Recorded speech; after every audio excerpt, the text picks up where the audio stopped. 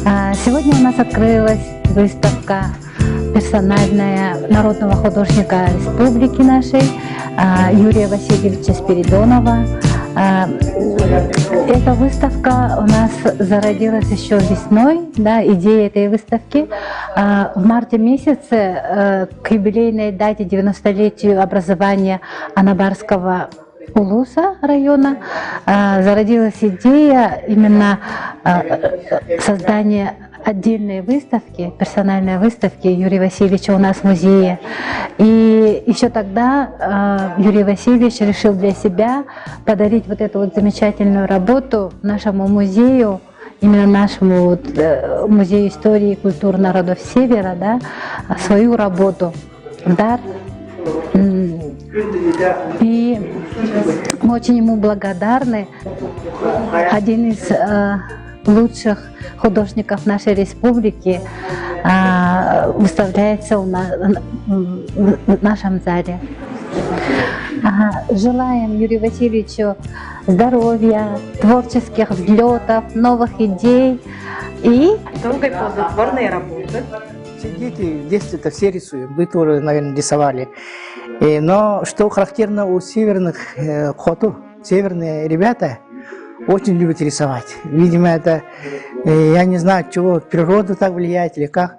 Они очень все рисуют. Например, в моем классе, когда я учился в школе, все рисовали. Конечно, из лучших я был, но не самый лучший при этом.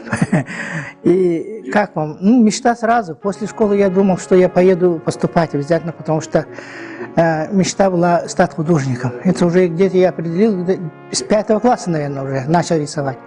Я в школе выписывал через посылторг с Подольска краски масляные, этюдник. У меня были книги «Юный художник», и подписывался в журнале «Юный художник», тогда был раньше. И, в общем-то, подготовился, будь здоров, с детства уже. И когда я уже поступал в институт имени Герцена, художественный факультет, все думали, что я учился где-то или в училище, или, в крайнем случае, художественную школу закончил. Вот такая подготовка уже была.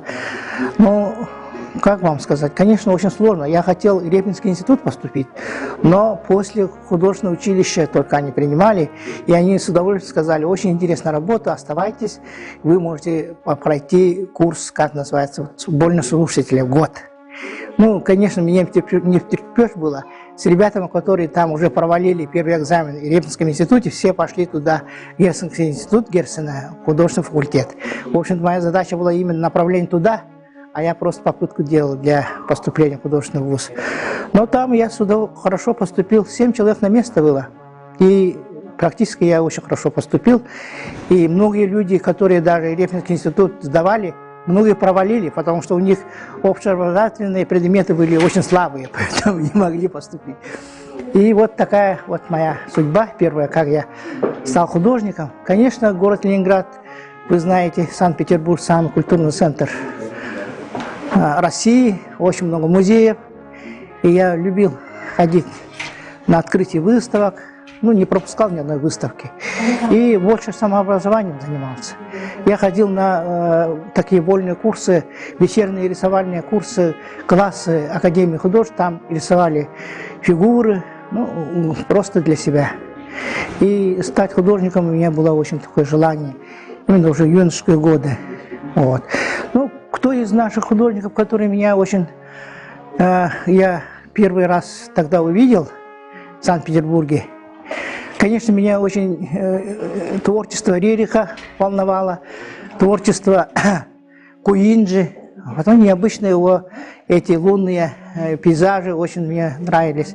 И, конечно, Орукел Кент очень понравился, потому что несколько работ у него было там выставлено. И узнавал потом об этом художнике, что он ездил на север. И это было, конечно, первое мое увлечение. Вы, наверное, помните мою первую работу «Мой путь». Под влиянием этого художника многие даже, когда я уже... Это уже в 1981 году я писал, и многие говорили, что якутский Орукел Кент появился и прочее. Ну, как юношеское увлечение, всегда есть ориентиры, на которых человек тянется, конечно. Но он для меня остался как бы классиком вообще искусства, именно, который раскрывал красоту Севера.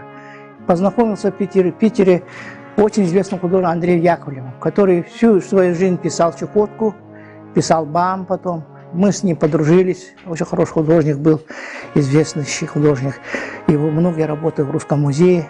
Это мой, можно сказать, наставник, потому что он меня, и даже когда диплом писал, он одолжил мне оленьи нарты, представьте себе, откуда я мог туда везти в Ленинград оленьи нарты, он меня еще в шутку ругал. Ты говоришь, что ты сын оленевода, у тебя даже упряжки нет оленеводческой. И он мне одалживал спидолу. У меня был такой портрет юноши. «Вечерняя музыка» называется эта картина. Кстати, она сейчас в нашем национальном музее. Она не висит, но в запаснике. Вот это моя первая работа. И в итоге началось, да.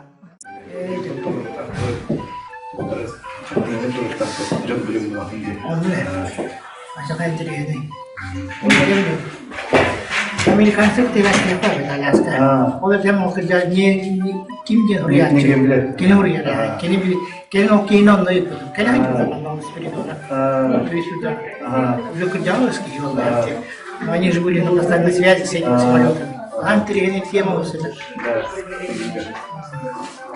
Алкогольная горка. Аляска хотя музыка хотя афиша у них на катаре было. Коронал бы он кейфи. Хорошо. Это мой был друг те. Сколько? Качевили, она уж толкана такой картина. Потом был мастер. Ага, я на карандаш того, чауна. Bilang nonton, bosan bu foto tuh ayo kata ini udah bikin apa? Kalau udah warna kan kalau kita terus keluar mantap kalau semua, udah udah cukup makan.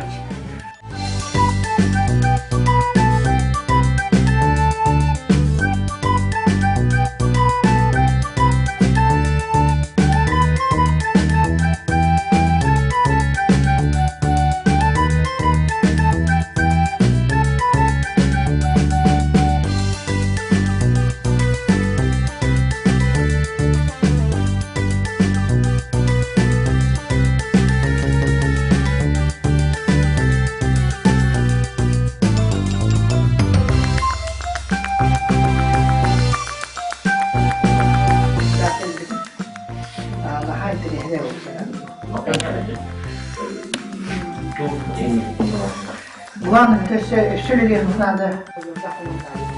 Он Италия устраивает, Франция устраивает. Китай устраивает, что это кое хаме, а teraz pan terbatas keren. Orang buta.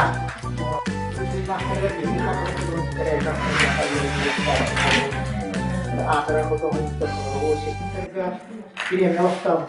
Имени Валериана Васильева. Интересная премия. Он художник. Осендан бұл хақарері бол бақыны именно андай дуга искусствосын тахардағай. Онан кенулер білімін насарам музейге балы. Кені атын мен, кені хама хибурер қолан. График. Ото живопистан білген көрен. Кехи білгінен тахы білен. Қағандық не қола ұлы қамсы бат туара пата білген. Оқу хүддақ үлехет, үлехеттен кейі энергиялар етеді.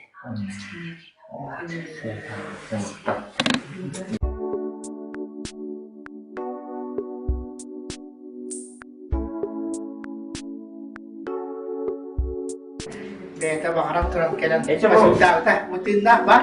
Буку-кораккен. Буку-кораккен картына ха бар ки масудагта оракти. Тамамы материал хамы. Кая анны говорит олорунда турдан, конечно, он мен сүйстайди улим. Каянда юдинад. Ото маны херен келен. О, эти турияла материал хамы кодони ха бар картына орор экбах материал хамы. Рет үттен. Ол основа тер жасашняйдан тахара картына да. Камон кюрен лахму фата арскот фота. Именно он на тарис искусство хаме битвер. Компания седер. Эвен саван. Еще это не табулан рак тоди. Он то тритак Крисмас на келен мия тритак. Он то добра не мулдач. Эхилет тангол на кулы хоппа вот. Questo Осының баран үйде қынады. Оба құрақпеннен үйеде художниктер просто қақтатты көрінер. Қанада үйдеқар оны үйдулар. Қоты үйде қотыны вообще білдір. Он не немножко остур. Материалы. Тогда тут хороший художник. Там души нету, потому что видео такое, наверное. Как-то он нуля доктор, экзотичный, тренер, он хайгаситер, он Он был вот так вот, дня баран нового Канада, хотя бы неделя идет вперед. Идем тут нового вперед. Антон Дегук доводит кассовой, кассовой булгарду или ведерен вдохновение на музыку, вдохновение бабла, обнаружила, и все время картина будет. Kalau kita hakati material nah shoy лидером родла там на hakati хабилюза. Например, этой картины два варианта есть. Небольшой вариант сейчас даже за рубежом. Не знаю, где сейчас. Вот эту картину я не видела еще ни разу. Да? Да. У нее такая интересная композиция, согласитесь. И вообще цвета, как всегда, шедевры. И всегда приятно увидеть еще раз даже те картины, которые уже видел раньше. И новые картины. Спасибо. Это всегда как диалог. Ну, я тоже в курсе твоих новых работ. Недавно же вы в Лондоне выставлялись. Это здорово. А там что это за выставка? Это конкурсная, да, выставка? Там международная выставка просто. Не конкурс, а как. А наши тоже участвуют, да, с России тоже. Да, из России есть несколько Здорово. художников. В каком месте, как называется галерея? Бумер Gallery. Бумер галерея. Галерей там очень много, конечно. Трудно. Я был в галерее, Королевской галереи современного искусства. И каталог оттуда перевез как-нибудь, я тебе тоже отдам, чтобы посмотрела. Вряд ли сказать. Но там я двоих русских нашел. Все-таки это уже ошибся, видите, давно уже местные как бы, да? Но уже не русские. Да, фамилия, но все равно русская осталась. И письмо их не похоже. Да, сразу видно, да. Надеюсь, когда-нибудь мы пойдем. Да, вот современное искусство. Сейчас вот недавно прошла молодежная выставка, кажется, сейчас даже идет. Ну, таких очень глобальных, хороших работ, к сожалению, я там мало увидел. Ну, считать там 2-3 работы портретного характера хорошие. Вот «Мирная» работа очень понравилась мне, Аргуновый портрет там этого балерун, ну, солиста балета, кажется, хороший портрет. А так я смотрю, очень много, ну, не выезжают сейчас люди. Вообще творческой работать надо больше в жизни, ну, окунаться туда, где ты среди своих героев, понимаете, только тогда создается произведение. Вот если в примере взять наш Афанасий Осипов, он заколесил всю страну и много ездил, и много с этими простыми людьми общался, их писал с натуры. Вот тогда создаются шедевры, действительно вот. А этого сейчас не хватает. Многие молодые художники используют только фотографии, оттуда срисовывают. Это совершенно даже, я бы сказал, даже не искусство, а просто вот экзотика, понимаете? Они стараются показать как бы север, да? Но сейчас, конечно, я понимаю, очень сложно туда ехать, потому что билеты очень дорогие, и вообще вот попасть очень сложно туда. Потом еще надо ведь знакомых каких-то людей, родственников или кого-нибудь там, друзей надо иметь, чтобы попасть именно. Даже ты, если в север попадаешь, то в центральный улусный центр, да? Оттуда доехать до оленеводов, это целое дело, это навряд ли повезут кто-то просто так. Там и расход бензина и прочее. Но тем не менее, кто желает, всегда найдет, мне кажется, выход. И есть добродушные люди, которые могут помочь, поэтому стараться надо это делать. Теперь насчет картин продаж. Вот сейчас спросили у меня. Сейчас насчет современного искусства вообще вот сложно, конечно, что-то новое создать, потому что как бы история искусства все создано, понимаете, от реализма до абстракции, да? Все виды искусства как бы испробованы, и чего-то нового создать буквально очень сложно, как будто. На самом деле искусство нескончаемо. Я думаю, что вот произведения средневековья, да, вот Боттичелли, там, Леонардо да Винчи, ну, многих художников до сих пор очень свежо смотрятся они.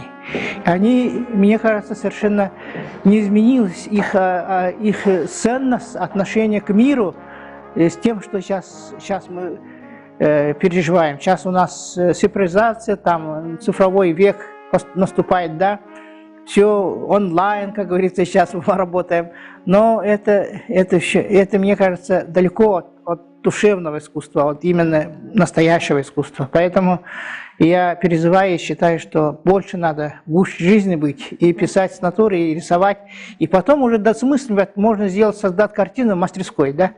Многие только начинают в мастерской. В мастерской там экспериментируют, рисуют, и какие-то новые, ну, ищут композиции какие-то, совершенно не бывая в этих местах.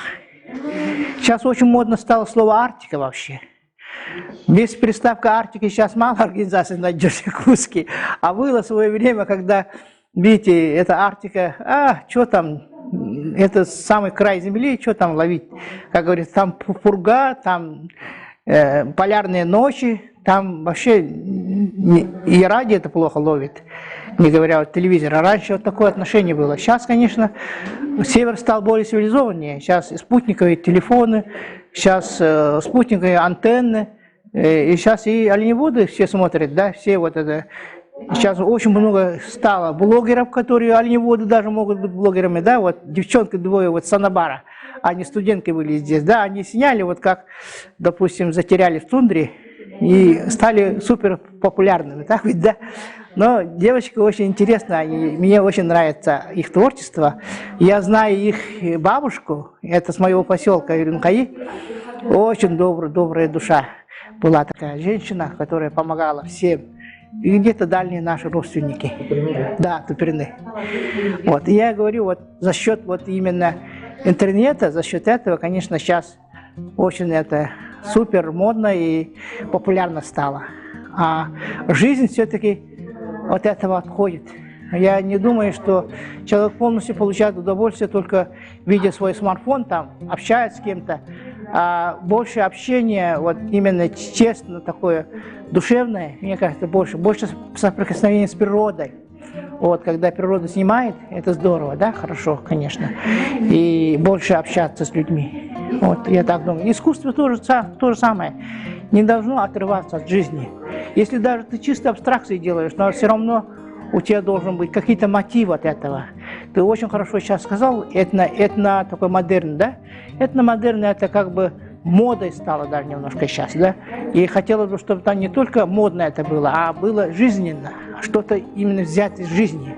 Вот это самое главное, я так думаю. Это, кстати, вот под Новый год выпускаю сейчас календарь, кстати. Реактив Принт готовит календарь. И у нас вот это два художника, Том Иннокентий Корякин, очень мой молодой человек, очень, я его отца очень знаю хорошо, моим другом был, хороший живописец.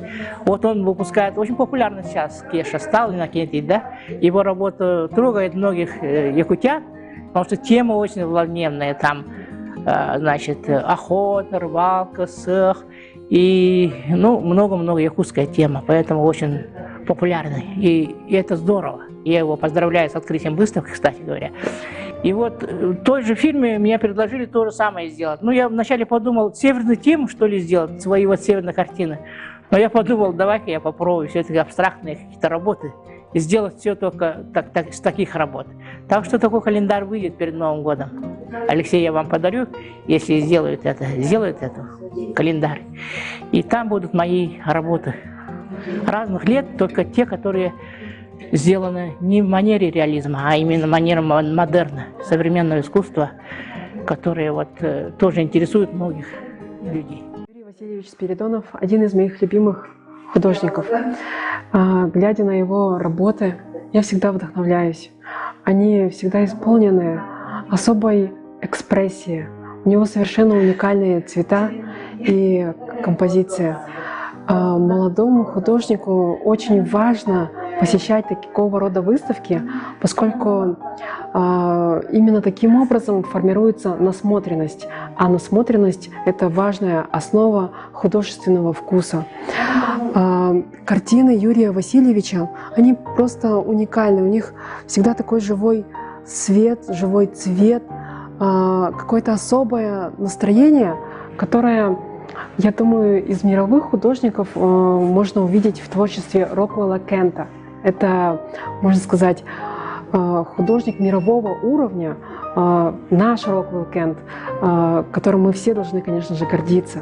Я думаю, что нам очень повезло, что мы можем вживую увидеть эти картины, поскольку, вот, скажем, Роквелла Кента увидеть вживую очень сложно нам, поскольку это американский художник. А это картины уровнем такие же прекрасные, такие же экспрессивные, такие же свежие. И отрадно, что на этой выставке представлены не только уже известные, уже знакомые нам полотна, но и новые работы этого прекрасного художника. Вот хотела бы еще отметить по творчеству Юрия Васильевича очень интересная, уникальная черта, то, как он виртуозно играет с разными стилями и направлениями. Кто хорошо знает его творчество, знает, что у него есть не только картины в стиле реализма, импрессионизма, но и прекрасные абстрактные работы. То есть, мне кажется, это очень сложно. Как художник могу это сказать, что когда ты привыкаешь к одному какому-то способу выражения своих мыслей, своих чувств, то потом переходить в совершенно другую грань бывает довольно-таки затруднительно. И меня всегда восхищает и поражает, как он умеет это мастерски сочетать. Все, кто смотрит, если есть возможность, пожалуйста, посетите эту выставку. Я уверена, что вы получите незабываемое удовольствие и погрузитесь в настоящий мир Арктики. Приглашаю всех. Небольшая выставка, но тем не менее это один из лучших моих работ последних лет. Там несколько картин, которые мне очень дороги. Они были в больших выставках. В Москве. Да, и впервые в вашем музее я выставляюсь, потому что этот музей один из самых первых музеев, который собирал раньше современное искусство. Потом открылся наш художественный музей, потому что это древний музей, один из самых посещаемых, я считаю.